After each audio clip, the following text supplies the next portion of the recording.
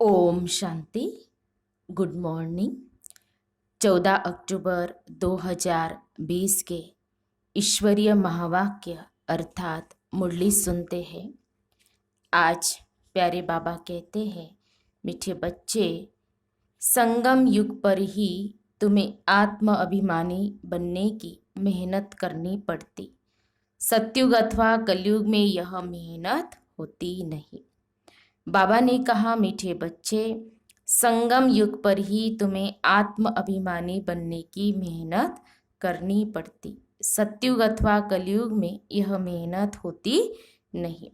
आज की मुरली में प्रश्न है, श्री कृष्ण का नाम उनके माँ बाप से भी अधिक बाला है क्यों? श्री कृष्ण का नाम उनके माँ बाप से भी अधिक बाला है क्यों? उत्तर है, बाबा ने कहा, क्योंकि श्री कृष्ण से पहले जिनका भी जन्म होता है वो जन्म योग बल से नहीं होता। कृष्ण के माँ बाप ने कोई योग बल से जन्म नहीं लिया है। पूरी कर्मातीत अवस्था वाले राधे कृष्ण ही वही सद्गति को पाते हैं। जब सब पाप आत्माएं खत्म हो जाती है तब गुलगुल पावन नई दुनिया में श्री कृष्ण का जन्म होता है। उसे ही वैकुंठ कहा जाता है। संगम पर श्री कृष्ण की आत्मा ने सबसे अधिक पुरुषार्थ किया है, इसलिए उनका नाम बाला है। ओम शांति।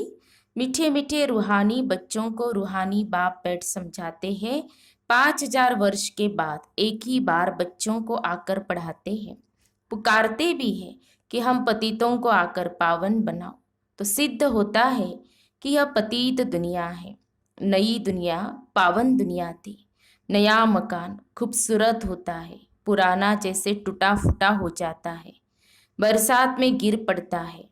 अभी तुम बच्चे जानते हो बाप आया है नई दुनिया बनाने। अभी पढ़ा रहे हैं, फिर 5000 वर्ष के बाद पढ़ाएंगे। ऐसे कभी कोई साधु संत आदि अपने फॉलोअर्स को नहीं पढ़ाएंगे। उनको यह पता ही नहीं है, न खेल का पता है, क्योंकि निवृत्ति मार्ग वाले हैं। बाप बिगर कोई भी सृष्टि के आदि मध्यंत का राज समझा न सके। आत्म अभिमानी बनने में ही बच्चों को मेहनत होती है, क्योंकि आधा कल्प में तुम कभी आत्म अभिमानी बने नहीं हो। अब बाप कहते अपने को आत्मा समझो। ऐसे नहीं कि आत्मा सो परमात्मा, नहीं, अपने को आत्मा समझ परमपिता परमात्मा शिव को याद करना है। याद की यात्रा मुख्य है, जिससे ही तुम पति से पावन बनते हो।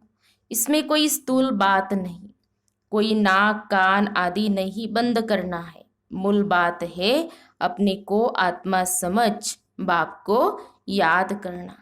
तुम आधा कल्प से हिरे हुए हो। दे अभिमान में रहने के पहले अपने को आत्मा समझेंगे, तब बाप को याद कर सकेंगे। भक्ति मार्ग में भी बाबा बाबा कहते आते हैं। बच्चे जानते हैं सत्युग में एक ही लौकिक बाप है। वहाँ पारलौकिक बाप को याद नहीं करते हैं, क्योंकि सुख है। भक्ति मार्ग में फिर 2 बाप बन जाते हैं, लौकिक और पारलौकिक। दुख में सब पारलौकिक बाप को याद करते हैं। सत्युग में भक्ति होती नहीं, वहाँ तो है ही ज्ञान की प्रारब्ध। ऐसे नहीं कि ज्ञान रहता है, इस समय के ज्ञान की प्रारब्ध मिलती है। बाप तो एक ही बार आते हैं। आधा कल्प बेहद के बाप का सुख का वर्षा रहता है, फिर लौकिक बाप से अल्पकाल का वर्षा मिलता है। यह मनुष्य नहीं समझा सकते। यह है नई बात। 5000 वर्ष में संगम युग पर एक ही बार बाप आते हैं, जबकि कलयुग अंत सत्युग आदि का संगम होता है, तभी बाप आते हैं नई दुनिया फिर से स्थापन करने। नई दुनिया में लक्ष्मी नारायण का राज्य था, फिर त्रेता में राम राज्य था। बाकी देवताओं आदि के जो इतने चित्र बनाए हैं वह सब है भक्ति मार्ग की सामग्री। बाप कहते हैं इन सबको भूल जाओ, अभी अपने घर को और नई दुनिया को याद करो। बाबा कहते जहाँ जाना होता है उसको याद करना है, तो घर को और नई दुनिया को याद करो। ज्ञान मार्ग है समझ का मार्ग, जिससे तुम 21 जन्म समझदार बन जाते हो। कोई दुख नहीं रहता। बाबा ने कहा ज्ञान मार्ग कौन सा मार्ग है? समझ का मार्ग है। ज्ञान माना ही समझ, है ना। तो जिससे हम 21 जन्म समझदार बन जाते, कोई दुख नहीं रहता। सत्युग में कभी कोई ऐसे नहीं कहेंगे कि हमको शांति चाहिए। कहा जाता है ना, मांगने से मरना भला। तो बाप तुमको ऐसा साहूकार बना देते हैं जो देवताओं को भगवान से कोई चीज मांगने की दरकार ही नहीं रहती। यहाँ तो दुआ मांगते हैं ना, पोप आदि आते हैं तो कितने दुआ लेने जाते हैं। पोप कितनों की शादियां कराते हैं। हाँ, बाबा तो यह काम नहीं करते हैं। भक्ति मार्ग में जो पास्ट हो गया है सो अब हो रहा है, सो फिर रिपीट होगा। तो दिन प्रतिदिन भारत कितना गिरता जाता है। अभी तुम हो संगम पर, बाकी सब है कलयुगी मनुष्य। जब तक यहाँ न आए तब तक कुछ भी समझ न सके कि अभी संगम है व कलयुग है। एक ही घर में बच्चे समझते हैं संगम पर है, बाप कहेंगे हम कलयुग में हैं। तो कितनी तकलीफों पड़ती है। हाँ, जो ज्ञान में चलते हैं, बाबा की श्रीमत पर चलते हैं, तो बाबा कहते वो संगम पर है। और जिन्होंने समझा ही नहीं है, ज्ञान को समझा नहीं है, बाबा की श्रीमत पर नहीं चलते हैं, ज्ञान ही नहीं समझा है, तो श्रीमत पर कैसे चलेंगे? तो वो कलयुग में है। तो फिर क्या होती है, एक ही घर में फिर तकलीफ हो पड़ती है, खान पान आदि का भी झंझट हो पड़ता है। तुम संगम युगी हो, शुद्ध पवित्र भोजन खाने वाले।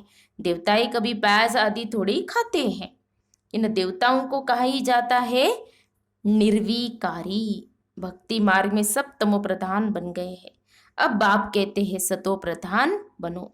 कोई भी ऐसा नहीं है जो समझे कि आत्मा पहले सतो प्रधान थी फिर तमो प्रधान बनी है, क्योंकि वह तो आत्मा को निर्लेप समझते हैं। आत्मा सो परमात्मा है, ऐसे ऐसे कह देते हैं। बाप कहते ज्ञान सागर मैं ही हूँ। जो इस देवी देवता धर्म के होंगे वह सब आकर फिर से अपना वर्षा लेंगे। अभी सैपलिंग लग रही है, तुम समझ जाएंगे ये इतना उच्च पद पाने लायक नहीं है। घर में जाकर शादियां आदि करते छीछी होते रहते हैं, तो समझाया जाता है ऊंच पद पा नहीं सकते। यह राजाई स्थापन हो रही है। बाप कहते हैं मैं तुमको राजाओं का राजा बनाता हूँ, तो प्रजा जरूर बनानी पड़े, नहीं तो राज्य कैसे पाएंगे। ये गीता के अक्षर है ना, इनको कहा ही जाता है गीता का युग। तुम राजयोग सीख रहे हो, जानते हो। आदि सनातन देवी देवता धर्म का फाउंडेशन लग रहा है। सूर्यवंशी चंद्रवंशी दोनों राजाई स्थापन हो रही है। ब्राह्मण कुल स्थापन हो चुका है। ब्राह्मण कुल स्थापन हो चुका है। ब्राह्मण ही फिर सूर्यवंशी चंद्रवंशी बनते हैं। जो अच्छी रीति मेहनत करेंगे वह सूर्यवंशी बनेंगे। और धर्म वाले जो आते हैं वो आते ही है अपने धर्म की स्थापना करने। पीछे उस धर्म की आत्माएं आती रहती है, धर्म की वृद्धि होती जाती है। समझो कोई क्रिश्चियन है तो उन्हों का बीज रूप क्राइस्ट ठहरा। तुम्हारा बीज रूप कौन है? बाप, क्योंकि बाप ही आकर स्वर्ग की स्थापना करते हैं ब्रह्मा द्वारा। ब्रह्मा को ही प्रजापिता कहा जाता है, रचता नहीं कहेंगे। इन द्वारा बच्चे अडॉप्ट किए जाते हैं। ब्रह्मा को भी तो क्रिएट करते हैं ना, तो बाप आकर प्रवेश कर यह रचते हैं। शिव बाबा कहते हैं तुम मेरे बच्चे हो। ब्रह्मा भी कहते हैं तुम मेरे साकारी बच्चे हो। अभी तुम काले छीची बन गए हो, अब फिर ब्राह्मण बने हो। इस संगम पर ही तुम पुरुषोत्तम देवी देवता बनने की मेहनत करते हो। देवताओं को और शूद्रों को कोई मेहनत नहीं करनी पड़ती। तुम ब्राह्मणों को मेहनत करनी पड़ती है देवता बनने के लिए। तो बाप आते ही है संगम पर। यह है बहुत छोटा युग, इसलिए इनको लीप युग कहा जाता है छोटा युग, इसीलिए कहते हैं कौन सा युग? लीप युग, गीता का युग, पुरुषोत्तम संगम युग। तो तुमको देवता बनने में टाइम लगता है। जो अच्छे कर्म करते हैं तो अच्छे कुल में जन्म लेते हैं। अभी तुम नंबरवार पुरुषार्थ अनुसार गुलगुल बन रहे हो। आत्मा ही बनती है। अभी तुम्हारी आत्मा अच्छे कर्म सीख रही है। आत्मा ही अच्छे व बुरे संस्कार ले जाती है। अभी तुम गुलगुल अर्थात फूल बन अच्छे घर में जन्म लेते रहेंगे। यहाँ जो अच्छा पुरुषार्थ करते हैं तो जरूर अच्छे कुल में जन्म लेते होंगे। नंबरवार तो है ना, जैसे जैसे कर्म करते हैं ऐसा जन्म लेते हैं। जब बुरे कर्म करने वाले बिल्कुल खत्म हो जाते हैं फिर स्वर्ग स्थापन हो जाता है छाट छूट होकर। तमो प्रधान जो भी है वह खत्म हो जाते हैं, फिर नए देवताओं का आना शुरू होता है। जब भ्रष्टाचारी सब खत्म हो जाते हैं तब कृष्ण का जन्म होता है। जब भ्रष्टाचारी सब खत्म हो जाते हैं तब कृष्ण का जन्म होता है। तब तक बदली सदली होती रहती है। जब कोई छींची नहीं रहेगा तब कृष्ण आएगा। तब तक तुम आते जाते रहेंगे। कृष्ण को रिसीव करने वाले माँ बाप भी पहले से चाहिए ना। फिर सब अच्छे अच्छे रहेंगे, बाकी चले जाएंगे, तभी उसको स्वर्ग कहा जाएगा। तुम कृष्ण को रिसीव करने वाले रहेंगे। भल तुम्हारा चीची जन्म होगा क्योंकि रावण राज्य है ना, शुद्ध जन्म तो हो न सके। गुलगुल पवित्र जन्म कृष्ण का ही पहले पहले होता है। उसके बाद नई दुनिया वैकुंठ कहा जाता है। कृष्ण बिल्कुल गुलगुल नई दुनिया में आएंगे। रावण संप्रदाय बिल्कुल खत्म हो जाएगी। कृष्ण का नाम उनके माँ बाप से भी बहुत बाला है। कृष्ण के माँ बाप का नाम इतना बाला नहीं है। कृष्ण से पहले जिनका जन्म होता है वो योग बल से जन्म नहीं कहेंगे। ऐसे नहीं कृष्ण के माँ बाप ने योग बल से जन्म लिया है, नहीं। अगर ऐसा होता तो उनका भी नाम बाला होता। तो सिद्ध होता है उनके माँ बाप ने इतना पुरुषार्थ नहीं किया है जितना श्री कृष्ण ने किया है। तो ये सब बातें आगे चल तुम समझते जाएंगे। पूरी कर्मातीत अवस्था वाले राधे कृष्ण ही है, वही सदगति में आते हैं। पाप आत्मा ये सब खत्म हो जाती है तब उनका जन्म होता है, फिर कहेंगे पावन दुनिया। इसलिए कृष्ण का नाम बाला है, माँ बाप का इतना नहीं है। आगे चल तुमको बहुत साक्षात्कार होंगे। टाइम तो पड़ा है, तुम किसको भी समझा सकते हो। हम यह बनने के लिए पढ़ रहे हैं। विश्व में इनका राज्य अब स्थापन हो रहा है। हमारे लिए तो नई दुनिया चाहिए। अभी तुमको दैवी संप्रदाय नहीं कहेंगे, तुम हो ब्राह्मण संप्रदाय, देवता बनने वाले हो। दैवी संप्रदाय बन जाएंगे फिर तुम्हारी आत्मा और शरीर दोनों स्वच्छ होंगे। अभी तुम संगम युगी पुरुषोत्तम बनने वाले हो। ये सारी मेहनत की बात है। याद से विक्रमाजीत बनना है। तुम खुद कहते हो याद घड़ी घड़ी भूल जाती है। बाबा पिकनिक पर बैठते हैं तो बाबा को ख्याल रहता है। हम याद में नहीं रहेंगे तो बाबा क्या कहेंगे। ब्रह्मा बाबा अपना अनुभव सुनाते हैं।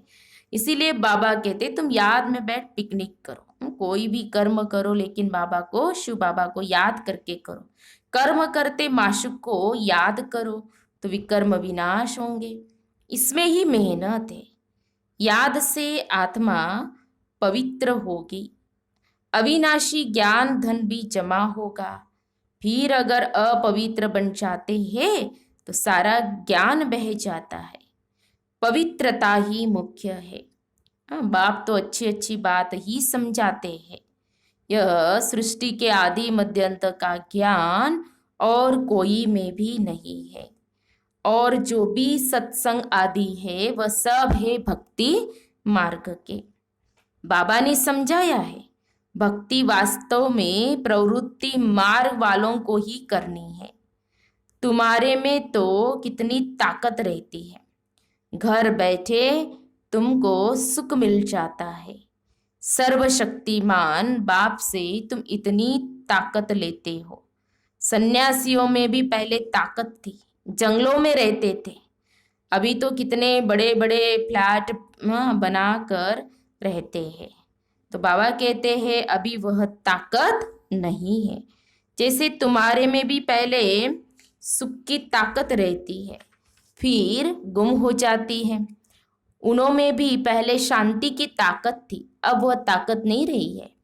आगे तो सच कहते थे कि रचता और रचना को हम नहीं जानते, अभी तो अपने को ही भगवान शिव हम कह बैठते हैं। हाँ, तो बाप समझाते इस समय सारा झाड़ तमो प्रधान है, इसलिए साधुओं आदि का भी उद्धार करने में आता हूँ। यह दुनिया ही बदलनी है, सब आत्माएं वापिस चली जाएंगी, एक भी नहीं जिसको यह पता हो कि हमारी आत्मा में अविनाशी पार्ट भरा हुआ है जो फिर से रिपीट करेंगे। आत्मा इतनी छोटी है, इनमें अविनाशी पार्ट भरा है जो कभी विनाश नहीं होता। इसमें बुद्धि बड़ी अच्छी और पवित्र चाहिए, वह तब होंगी जब याद की यात्रा में मस्त रहेंगे। मेहनत सिवाय पद थोड़ी मिलेगा, इसीलिए गाया जाता है चढ़े तो चाखे वैकुंठ रस, गिरे तो चकनाचूर। कहा ऊंचते ऊंच राजाओं का राजा, डबल सिरताज कहाँ प्रजा। पढ़ाने वाला तो एक ही है, इसमें समझ बड़ी अच्छी चाहिए। बाबा बार बार समझाते हैं याद की यात्रा है मुख्य। मैं तुमको पढ़ाकर विश्व का मालिक बनाता हूँ, तो टीचर गुरु भी होगा।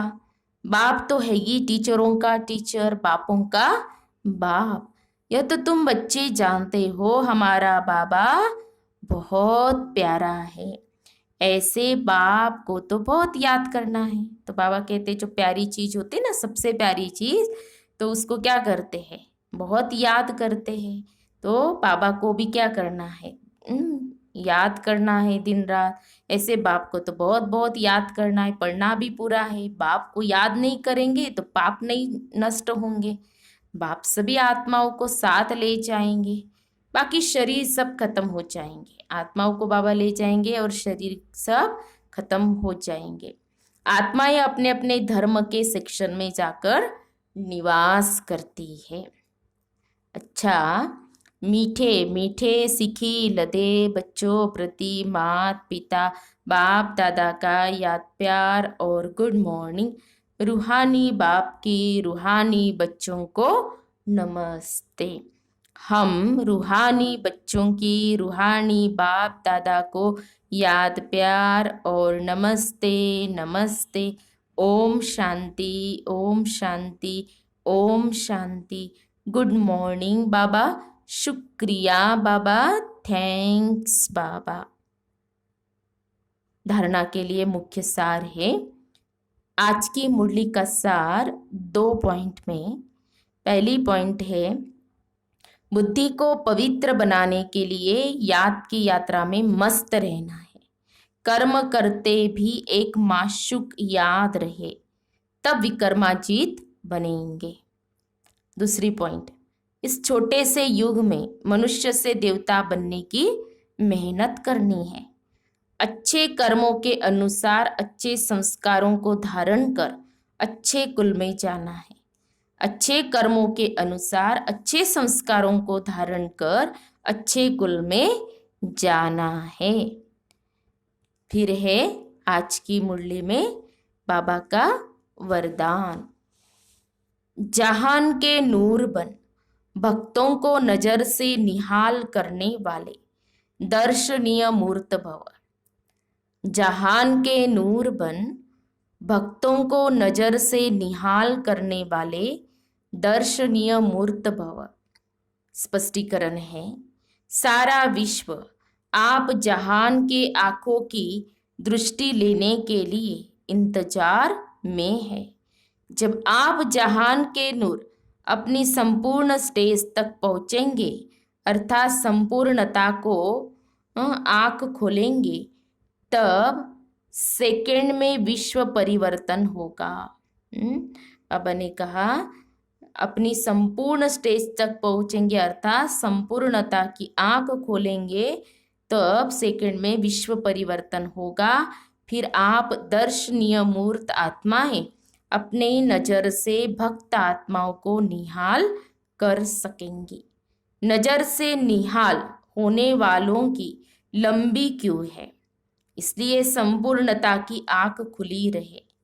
आंखों का मलना और संकल्पों का गुटका व झुटका खाना बंद करो, तब दर्शनीय मूर्त बन सकेंगे। बाबा ने कहा आंखों का मलना और संकल्पों का गुटका व झुटका खाना बंद करो, तब दर्शनीय मूर्त बन सकेंगे। स्लोगन है, निर्मल स्वभाव निर्माणता की निशानी है। निर्मल बनो तो सफलता मिलेंगी। स्लोगन है, निर्मल स्वभाव निर्माणता की निशानी है। निर्मल बनो तो सफलता मिलेंगी।